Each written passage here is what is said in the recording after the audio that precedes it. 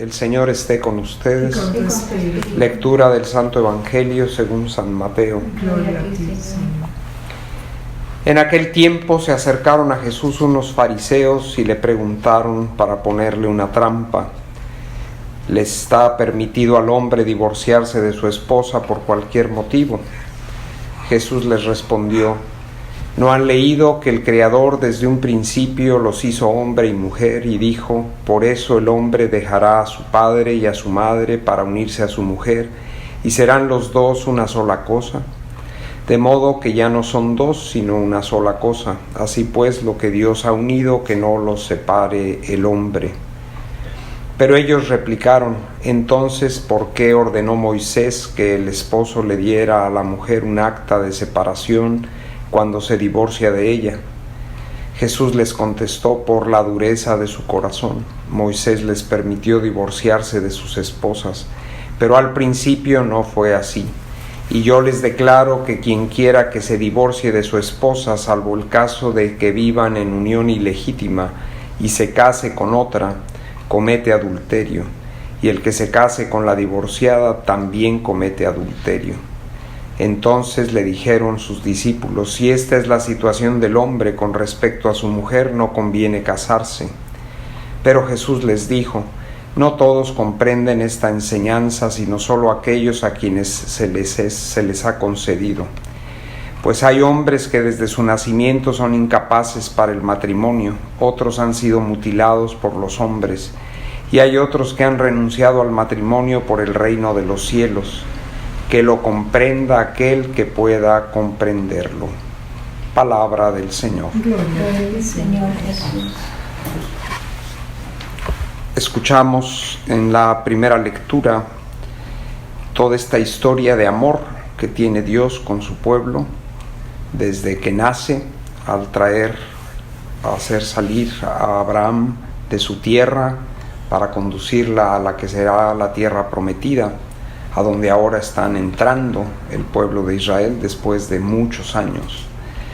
Y en esta historia de amor el Señor va describiendo a través de Josué todo lo que ha pasado, cómo Él ha intervenido y guiado todos los acontecimientos para cumplir la promesa que le hizo a Abraham de darles una tierra que emana leche y miel, una tierra, ciudades y viñedos que ellos no han plantado, y en el proceso quitar de en medio a todos los pueblos que estaban ahí ocupando esas tierras y construyendo esas ciudades, y que al ver venir al pueblo de Israel se convierten por envidia en enemigos de ellos y luchan contra ellos.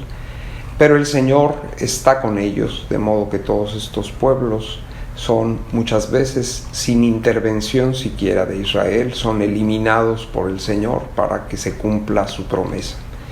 ¿Y por qué tanto amor para con este pueblo? Pues tanto amor es porque Dios tiene un plan, y en ese plan están incluidos todos los pueblos de la tierra, y es que en esa tierra prometida nazca su Hijo que es eterno con Él y con el Espíritu Santo desde siempre y para siempre, el único Dios verdadero, y que a raíz de la caída por el pecado del hombre, el pecado original, el hombre ha perdido la belleza que Dios le dio y ha quedado impedido para recibir todos los dones con los que Dios quiere enriquecerlo para que sea semejante a Él. Y para que esto ocurra, hacía falta un Mesías, un Salvador, y entonces Dios prepara el camino para que la humanidad en el pueblo de Israel acoja a este Salvador. Y por eso son todas estas manifestaciones del infinito amor de Dios en favor de ese pueblo, porque en ese pueblo, como le había dicho ya Abraham, serán bendecidas todas las naciones de la tierra, porque la bendición de Dios es como Él es Dios. Cuando Él bendice con amor, con grandeza, con riqueza infinita. No bendice de a poquito. No, sus actos no son chiquitos como los nuestros, son inmensos. Así que para dar esta bendición de valor infinito que era su propio Hijo que nos vive, venía a traer su vida divina, Él prepara el terreno.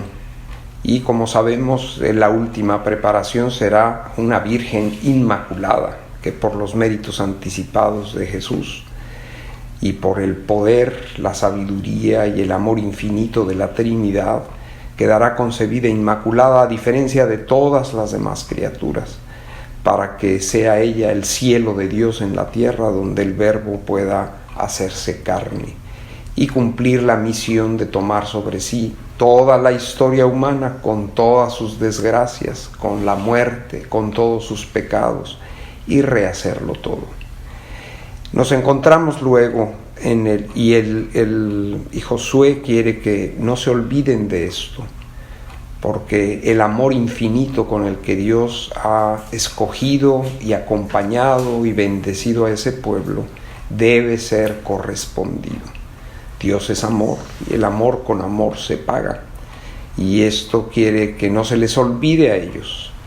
Aunque se han revelado tantas veces en este caminar por el desierto y en tantas otras ocasiones durante toda esta historia, sin embargo, el Señor no cambia, Él sigue amándoles y espera de ellos una correspondencia de amor y fidelidad. Y de esto mismo nos habla el Evangelio, porque cuando le presentan los fariseos el tema del divorcio a Jesús y del permiso que había dado Moisés para que pudiera separarse el hombre de la mujer por cualquier razón que le pareciera conveniente, el Señor hace referencia al principio. En el principio no fue así. ¿Y el principio cuál es? Pues el principio es la voluntad eterna de Dios. La voluntad de Dios es el origen y principio de todo cuanto existe en el cielo y en la tierra, visible e invisible. Es el principio de todo. De modo que de esa voluntad infinitamente santa, poderosa, amable, buena, perfecta en toda perfección que pueda uno imaginarse, de esa voluntad hemos venido a cada uno de nosotros a la existencia. Y cuando Dios creó al hombre a su imagen y semejanza, lo creó para que participara de la perfección infinita de Dios, especialmente de la perfección en el amor. Y por eso los hizo hombre y mujer. Es un don de Dios el haber sido creados así.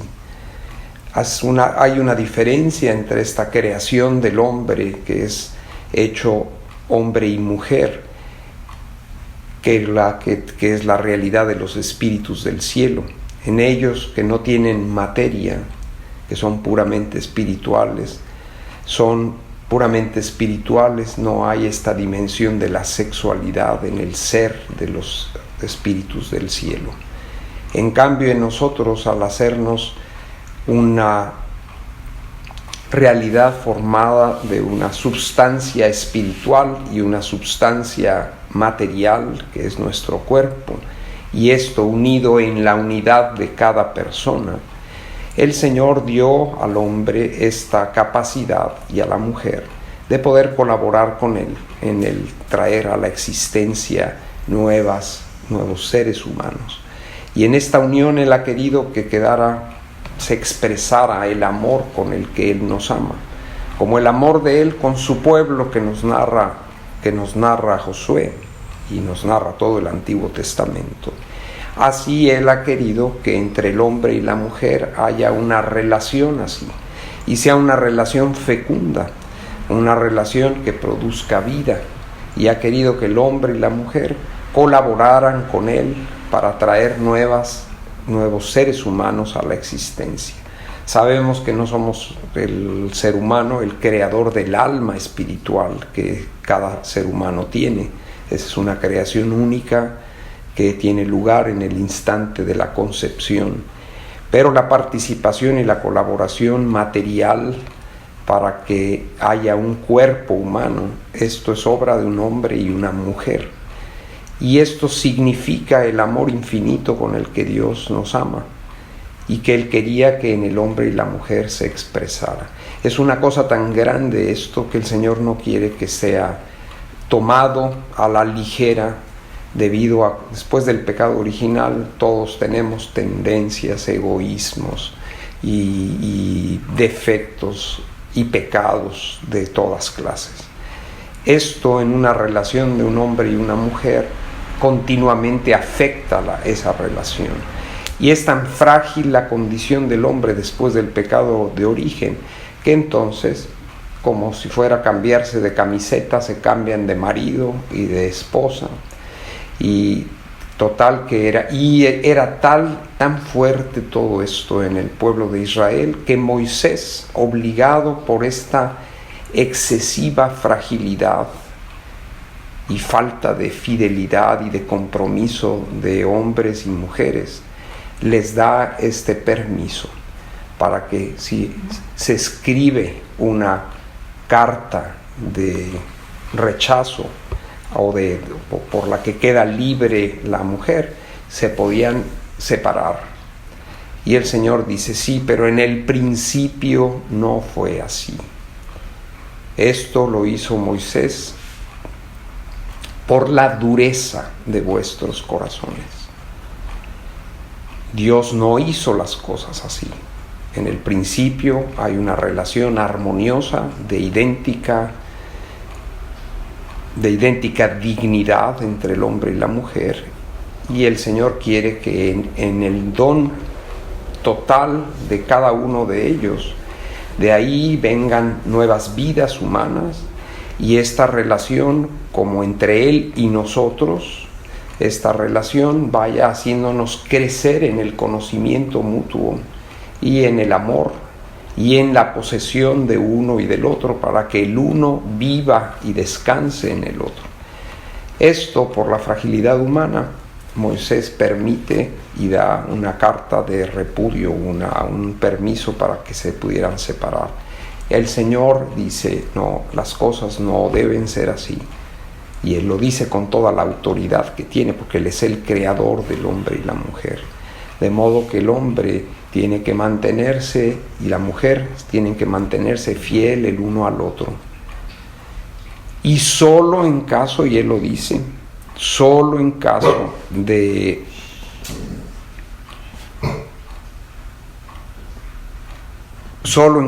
que vivan en una unión ilegítima, solo entonces puede darse esta separación, este divorcio. ¿Y quién decide eso?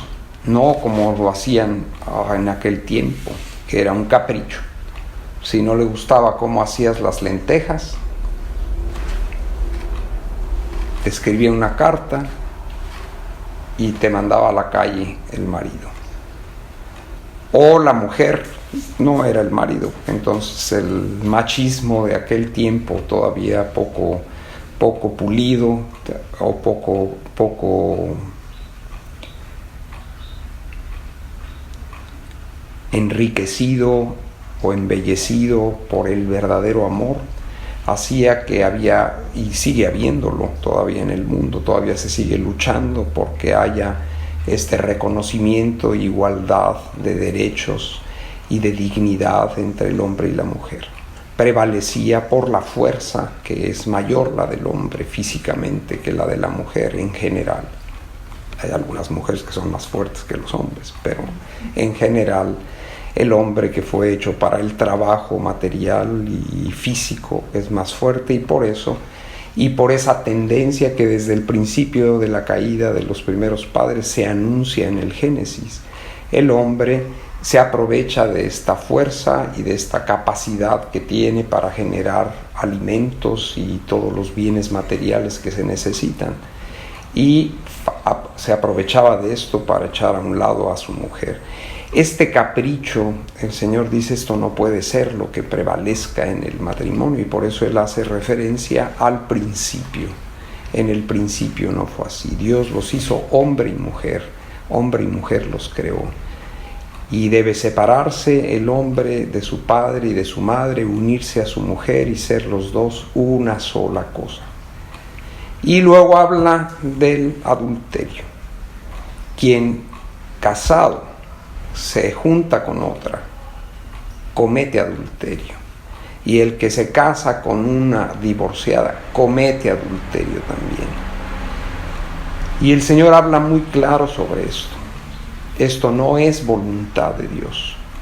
Así que Él quiere, si hay razones, y esta es la tarea de la Iglesia, para estudiar en cada caso cuando hay problemas graves, a veces es ilegítima la unión, parece legítima, han pasado muchos años, ha habido hijos, ha habido de todo, pero cuando se estudia la historia de ese matrimonio, ese matrimonio a nivel sacramental fue inválido, fue nulo, no existió nunca. En ese caso la Iglesia eso lo declara y entonces cada uno queda libre para poderse unir con otra persona o seguir su camino en su vida, ¿no? Solo en ese caso. Cuando esto no se resuelve, pues las personas, si se juntan con otra, viven estado de fornicación, de adulterio, de desorden en el campo sexual, y mientras no se ha definido oficialmente, ellos siguen casados. Porque el asunto es que ha habido un sacramento, se ha celebrado un rito sacramental en el que han estado presentes él y ella, en el que ha habido pública manifestación de su libertad, de su mutua entrega, de su mutuo amor, de su voluntad de permanecer unidos para siempre. Así que eso sigue ahí, mientras la Iglesia, con colaboración de uno y del otro, no hace todo el camino de estudio para discernir si hubo o no hubo verdaderamente el sacramento del matrimonio, esas personas siguen casadas. Y si estando casadas se unen con otro o con otra, cometen adulterio. Y en una situación así no pueden acercarse a los sacramentos, ni al de la confesión, ni a la Eucaristía. Porque ellos están casados y estando casados están viviendo con otra persona que no es su esposo o su esposa.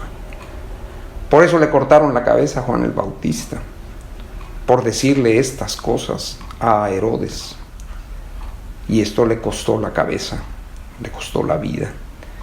Pero esto desde el principio viene claramente manifestado. En el principio las cosas no fueron así. Dios hizo las cosas de esta manera. Y con esto el Señor quiere que tengamos esta referencia de lo que es el principio. Y el principio es un amor infinito en el que por amor nos crea para que nos amemos unos a otros, nos crea para que a semejanza de Él crezcamos y cooperemos con Él en la obra y el reino que Él quiere que se establezca sobre la tierra. Pues que San Ponciano y Hipólito, uno papa, el otro presbítero, santos mártires, intercedan por nosotros y por la familia humana, por todas las familias, que así sea.